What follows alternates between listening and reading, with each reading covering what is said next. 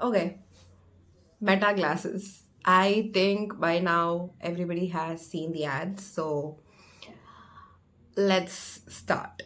To start off, I don't really know, or rather, I'm undecided about how I feel about the whole thing.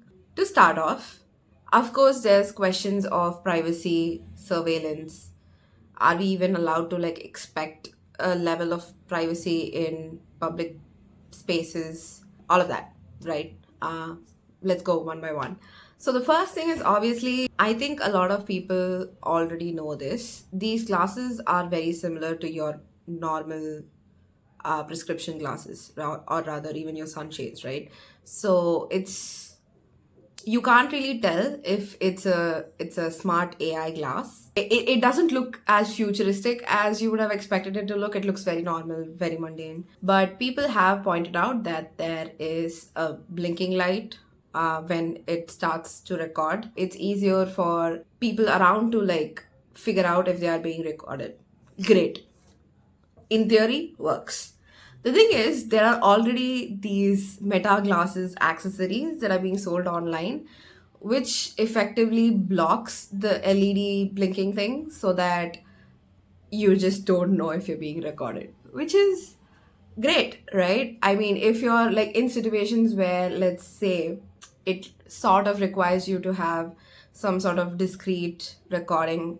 Let's say you go to a merchant and you're trying to, negotiate something, and you come back and they say, "Oh, I didn't even get this, I didn't even get the money from you," or "I didn't even, I've never seen you." So you already have a video evidence of you approaching the merchant and all of that. So it's easier if you were to take a legal route, right? So yeah, super cool.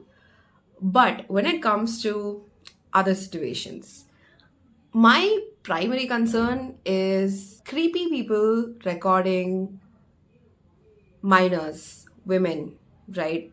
It happens all the time. Do not come and tell me that, oh, this is it's such a futuristic technology. It will never happen. And there are no safeguards as of now. There has been, how do I put it? Not exactly breaches of privacy, but rather there have been cases where users were recording private moments and these reviewers saw the footage, right? And so it doesn't ban your account, it does not break up your glasses so you can't use it. None of that happens. It's recorded, and it's up to the user to make sure that the glasses are not switched on when they are doing something private, right? Using the restroom, engaging in sexual activity, whatever. The corporation has effectively transferred any sense of accountability to the user, the end user. They are not responsible for any, let's say, explicit material being recorded, right? They are just not responsible, so it's up to the user's discretion anyway. So okay, the thing is, women and children, they are often seen as objects, right? They are not proactive subjects who do things, but rather they are seen as part of the public space, right? A very simple example: if you are a woman, try, when you're on the sidewalk, you're walking somewhere, try to maintain a straight path regardless of who comes in front of you, right? Don't, because women tend to do this a lot, we move out, right? We let them go. Just stop and let the person come to you. Most often you will notice men will not move out, and this is something that I have also started noticing ever since I started practicing it. I will just stop, right? And they won't move. They, men will literally come at you because they expect you to move. Not all men, obviously. I think that this is a disclaimer. Do not come at me with not all men. Obviously not all men, most men. And I can't keep saying this in every video, but maybe I will, I don't know. So the thing is, most men will walk at you and expect you to move out, right? So that's because you are sort of you do not hold space. You are movable within this public space, right? And they are entitled to their way. Okay, this is not something that is, let's say, consciously ingrained, right? It's a very subconscious thing, because male children are not taught to, let's say, give way, right, as much as female children are. But that's a whole other topic with regards to socialization. I will not go there right now. Anyways, what I'm trying to say is, because women and children are part of the public space, not in an inclusive way, but as, like, let's say, objects, they are often subjected to this thing called the gaze, right? It's not a male gaze per se, it's more like an invasive sort of gaze that people, regardless of gender, do. I've also experienced older women doing it to younger women, to children.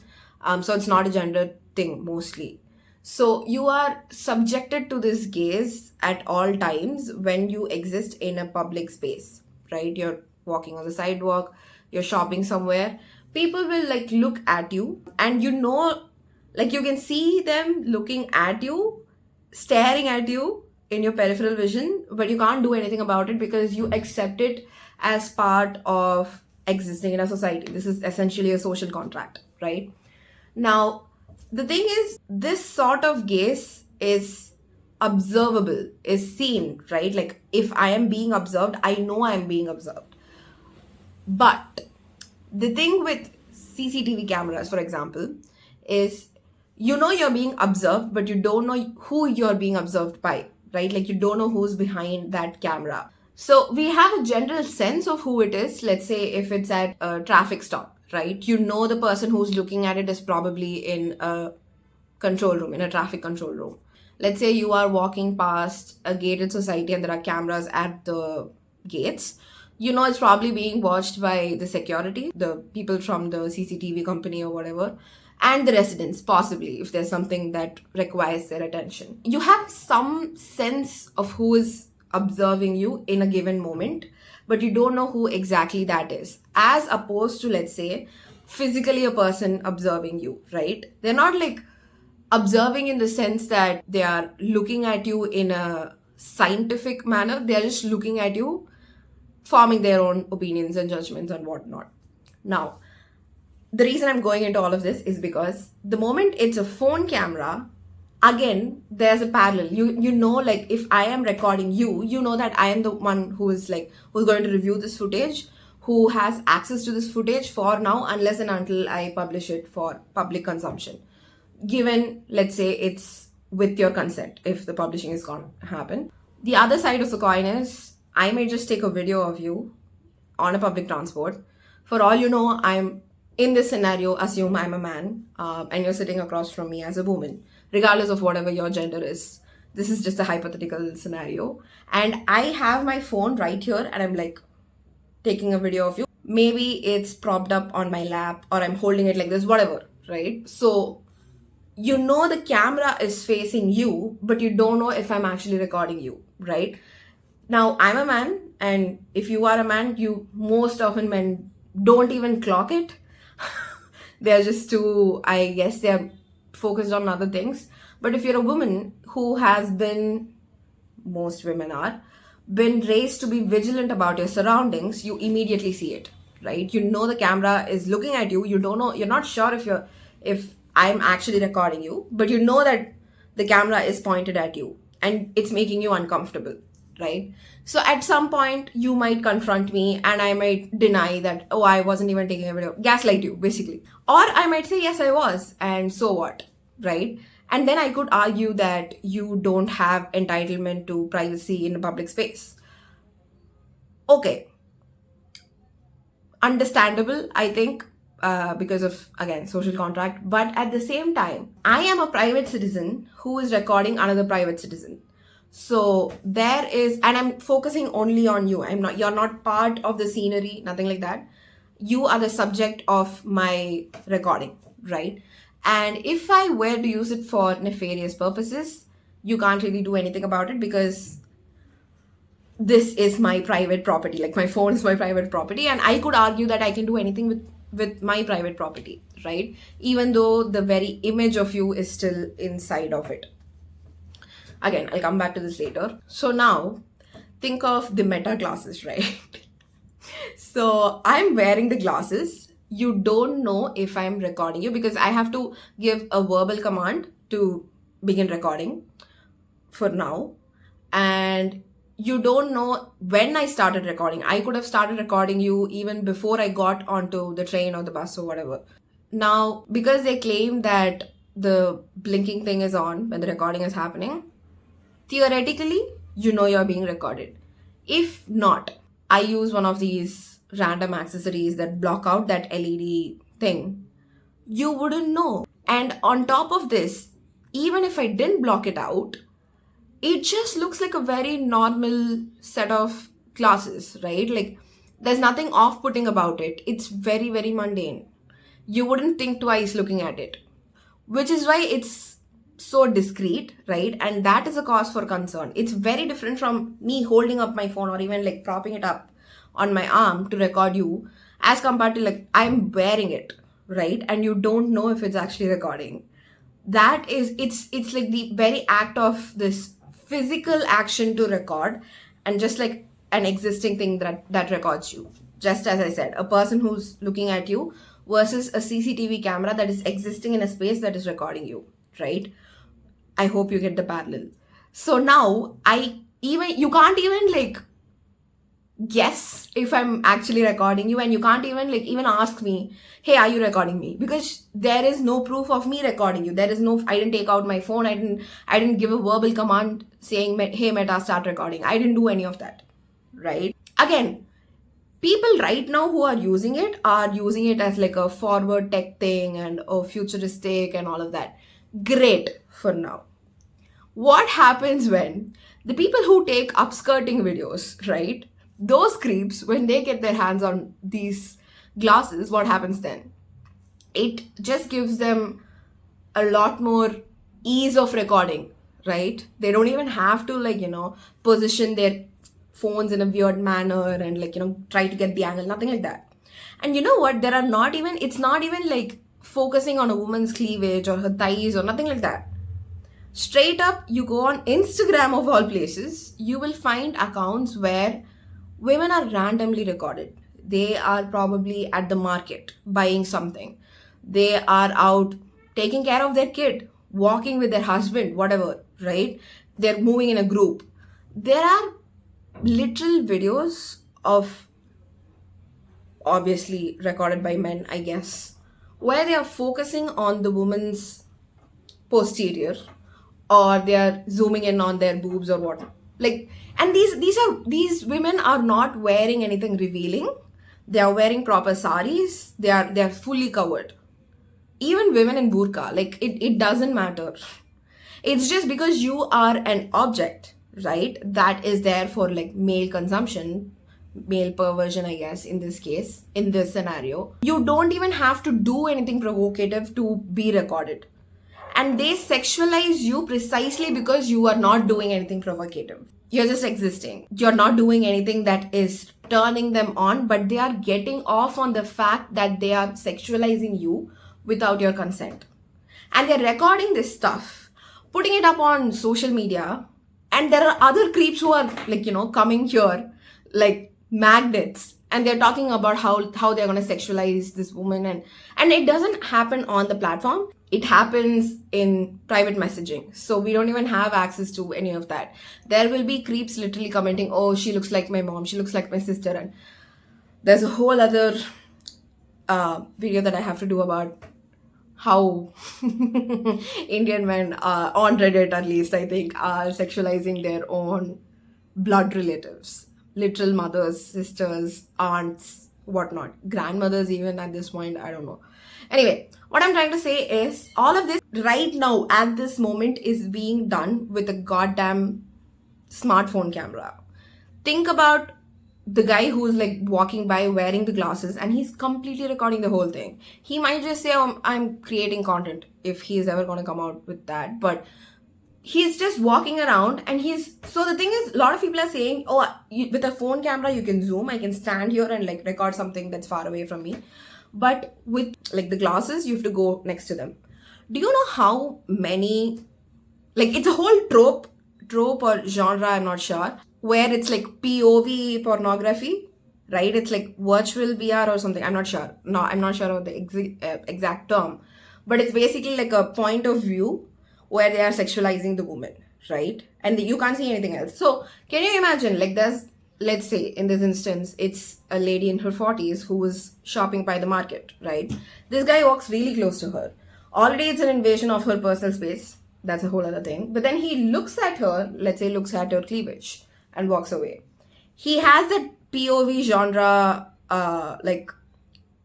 thing, right? Like, so it's not, that woman existing is not pornographic in any way, but he could use that and put it on like porn websites or even like your regular Instagram and whatnot. And there'll be other guys talking about, oh, she looks like my mom and I want to, so bad. It is very likely to happen. I am not okay, I can't pronounce that. But what I'm saying is I'm not guessing or like I'm not making up scenarios. This happens in real life. I have reported so many accounts that are doing this shit. I know for a fact that I think people on the Chennai subreddit also do it. Like they report these accounts. So it's like mass reporting happens. So I am not making up things in my brain, right? Anyways, so this is the issue, right? There are like 4 ways that you could be perceived, right? First is in the public space. Second is through CCTV cameras. Third is through a phone camera. And fourth is through meta glasses, but I'm just saying like any sort of recording, audio, visual enabled smart glasses. So this begs the question, how do we regulate it? Right now, I think only like some corporate, I don't know if it's happening in India right now, but companies abroad, private companies are banning any sort of wearable technology that records in their offices, in their program areas. I'm not sure. Schools do it with like when they are like taking up tests, but I don't know about like what happens when a school teacher is wearing this. And that again brings in a whole other layer of questions, right? Obviously, it's a very noble profession and everything. You know, you're literally raising the next generation that is going to carry the world. But what if and this has also happened, oh my god, I'm just recollecting this, there was I think a Telegram related scandal thing where I think people from somewhere in Southeast Asia, and they were literally sharing pictures and videos of girls, and I think as young as like 13, 14, and you had to like, it was like a whole like membership thing, and you had, if you want to get into it, you have to send pictures and videos of people in your circle, right? Let's say you're at a university, you have to send images of those girls, and then you become a member, because after that they use those images to create explicit AI generated images. This happened I think 2 to 3 years back, I'm not really sure. So, and it was busted, I think, but it was like a huge thing, and like literally universities were telling their students, schools were telling their students to, their female students, to remove all their pictures from social media because of this. So what I'm saying is this has already happened. There has been a precedent set, right? And these classes are only making it a lot more easier. You don't even have to generate AI images anymore. Like you can literally look at a woman in an inappropriate manner, and these glasses will record it for your viewing pleasure again and again. Plus you can share it with your group of creepy friends. So in this scenario of like a teacher who is going to be teaching kids, you are filming minors is not okay. It's illegal, I think, as far as I know. Without their consent, you can't do that. And even in a public space, they are not, because children can't consent, right? They don't know the implications of being recorded, what happens when you share it on social media, who sees it. And I also mentioned this briefly in this video where I was talking about parents willingly uploading images and pictures of their videos of their children online, mommy vloggers and whatnot, and it ends up on porn websites. It's already happened, right? So how are we going to regulate it? That is the huge question right now, right? I think all technology can be used for good things, but at the same time there is a lot of scope for, like, things can go bad really fast if it's not well regulated. And right now this is not something that's being regulated properly, I think. Yeah, so if I have more thoughts, I will add on to this. Bye bye. Also, you can modify your behavior if you know you are being watched, right? This is something Foucault sort of touches upon in his Discipline and Punish. He talks about how, like, pre-modern societies used to have punishment as a way to deter crime, but then with the Panopticon structure, that again goes back to Bentham, who came up with the structure of the Panopticon, which is essentially like there is a watchtower in between, and you, like, a hexagonal structure of, let's say, inmates, school children, workers, whatever, right? So there's, like, the watchtower is something that watches obviously people who are working. The thing is, the person who's in the watchtower has complete access to, or rather can fully see people who are, like, outside of the watchtower, but nobody from the outside can look into the watchtower. So you know you're being watched, but you don't know who is watching you. Now, Foucault talks about how with modern societies, knowing that you're being watched in, let's say, hospitals, I mean, mental asylums, prisons, workplaces, etc., etc., because people know that they're being watched, they modify their behavior, right? So workers will improve their output, they'll work a lot more. School children will do their work a lot more diligently because no, they know they are being watched. Mental asylum patients, I guess, will be a bit more better behaved, or rather, it's easier without putting yourself in danger. You could simply watch the patients. The idea is people tend to modify their behavior when they are being watched. So, in, let's say, in practical life, you see a CCTV camera and you suddenly, maybe you're doing something, let's say you're loitering about, right? And then you suddenly, like, change your demeanor a bit more. You walk a bit straighter or whatever to show that, who are you showing to? That's a whole different question. But to show that you're not up to, like, any sort of mischievous things, right? Another case, you are at a shopping center, you see someone looking at you, you find that person attractive, you maybe try to make yourself look a bit more better, good looking, or, like, again, you change your posture, or you wanna signal that you also like them, right? Like, so you change your behavior to show interest. Other case, you don't like that person, you might probably turn away, right? You might focus on something else, try to avoid eye contact, stuff like that. In each case, depending on whether you're being watched and by whom, you change your behavior. Again, you're on the metro and you are, a guy is, let's say, recording you with his phone. You don't know he's recording because there's no LED light, but you know, because of the way he's sitting and he's looking at his phone and the way he's positioning it to, like, point at you, you know something is happening. So maybe you might adjust your dress a little bit, you might hold up your bag in a defensive position, whatever. So you might do those things anticipating the recording, anticipating that the person might be recording you, and maybe you're not confrontational and you don't want to ask him, hey, are you recording me? So you try to, like, hide your body as much as possible. But with the meta glasses, you can't do that. Okay, first of all, obviously, in none of these cases you're consenting to be filmed, but that's a whole other different thing. But here specifically, because you don't know you're being recorded, you cannot modify your behavior, obviously, right? In the examples that I've given so far, you might be, like, let's say the 40-year-old woman who's at the market. She might be doing something without knowing, like, someone's looking at her, someone's being, a bit creepy towards her. She might bend over and pick something up. She might pick up a child, whatever, right? That act is being sexualized and being recorded, not only without her consent, but also without her even knowing that she is being recorded, which is a whole different can of worms, right? So there is that. But the main issue, I don't know if it's an issue, but something that bugs me a bit is, if you've seen the ads, it's basically like this guy will walk up to the movie poster and be like, hey Meta, tell me about this movie. Look it up on your phone.